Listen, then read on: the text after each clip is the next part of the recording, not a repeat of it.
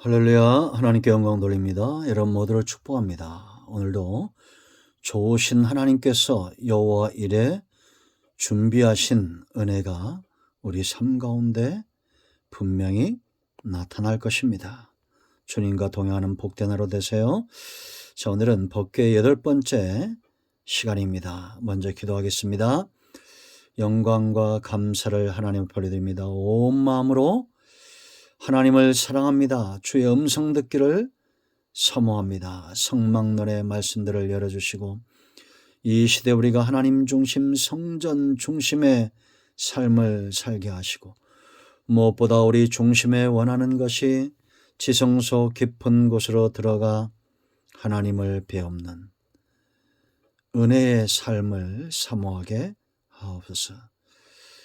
종을 낮추시고 겸손하게 하시고 오직 말씀에 도구만 되기를 원합니다.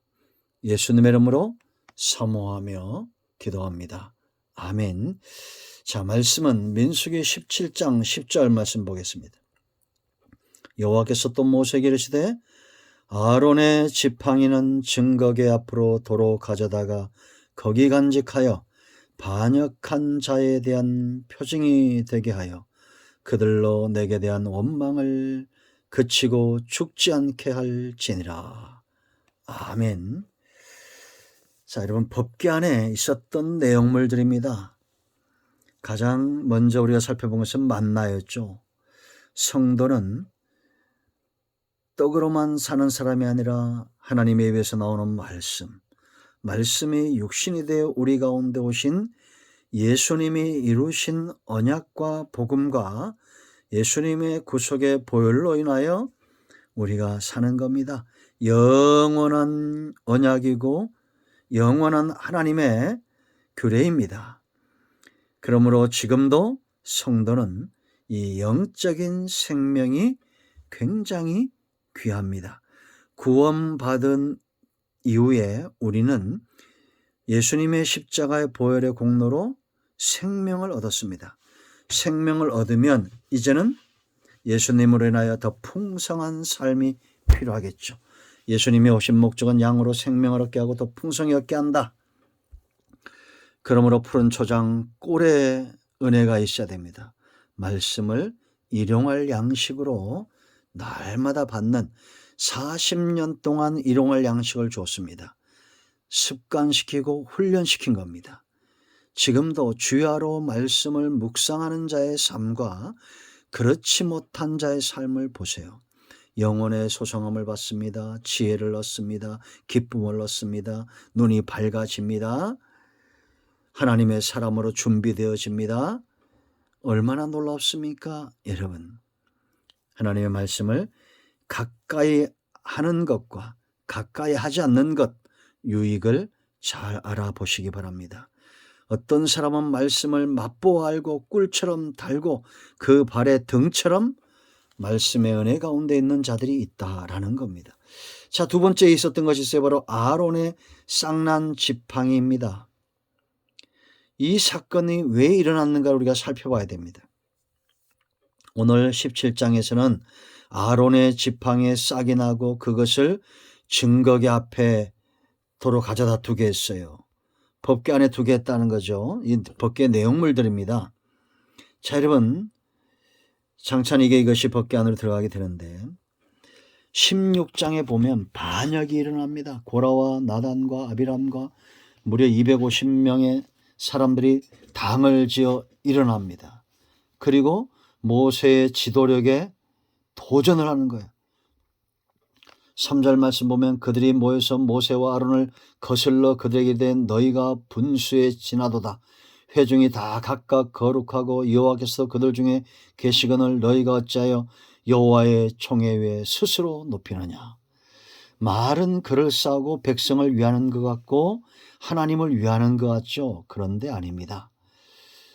모세가 엎드렸다가 하나님의 응답을 받고 그들의 상태를 진단했을 때는 7절 말씀 보면 내일 여호와 앞에 이제 그들에게 제안하는 겁니다. 그 향로에 불을 담고 그 위에 향을 두라. 그때 여호와께서 택하신 자는 거룩하게 되리라. 레위 자손들아 너희가 너무 분수에 지나치느니라. 이들은 하나님께서 이들에게 맡겨준 사명이 있어요. 그러면 거기에 흡족하고 감사해야 되지 않습니까? 그런데 분수에 지나쳤던 거예요. 그러면서 모세가 9절에 이스라엘의 하나님이 이스라엘 회중에서 너희를 구별하여 자기에게 가까이 하게 하사 여호와의 성막에서 봉사하게 하시며 회중 앞에 서서 그들을 대신하여 섬기게 하심이 너에게 작은 일이겠느냐. 모세나 아론의 집뿐만 귀한 것이 아니라 레위 지파로 이스라엘을 대표하여 섬기는 것 또한 얼마나 감사한 겁니까? 그러므로 욕심을 끊어야 됩니다. 분수에 지나치면 안 됩니다. 감사하고 기뻐하고 하나님을 향한 섬김과 백성을 향한 책임을 다해야 됩니다. 여러분, 오늘날 저와 여러분이 섬기는 교회도 마찬가지죠. 큰 교회 목사, 장로, 권사, 집사라고 해서 더 귀합니까? 아니잖아요. 하나님이 세운 직분은 다 귀한 겁니다. 그런데 이들은 분수에 지나쳐서 자기의 맡겨진 사명만 잘 감당하면 되는데 하나님을 위하는 척, 백성을 위하는 척 하면서 하나님의 질서에, 하나님의 일하심에 지금 도전하고 있다. 사탄은 이처럼 광명의 천사로 가장한다. 이렇게 분수 탐심의 눈이 어두우니까 결국은 여러분 31절로 35절에 땅이 갈라져 그들과 그와 속한 모든 자들을 삼키고 여호와께서 불이 나와서 향을 사르는 250명을 다 살라버립니다. 다 죽이는데도 불구하고 이들이 깨닫지를 못합니다. 죄의 본성은 너무 강력한 거예요. 그래서 여러분 이튿날 이들이 이렇게 죽는 걸 보고도 백성들이 41절 이하의 말씀 보면 또 모세와 아론을 원망합니다. 그때 하나님이 연병으로 칩니다. 이들을 전염병, 연병으로 치는 거예요. 그때 모세가 아론에게 명령합니다. 그리고 아론이 모세의 명령을 따라 향로를 가져다가 그 속죄의 불을 담아서 죽은 자와 산 자 사이에 썼을 때에 연병이 그칩니다. 그리고 나서 이제 17장에 하나님이 이스라엘의 지파의 족장들을 다 각각 자기 지팡이에 이름을 쓰게 해서 가지고 오게 합니다.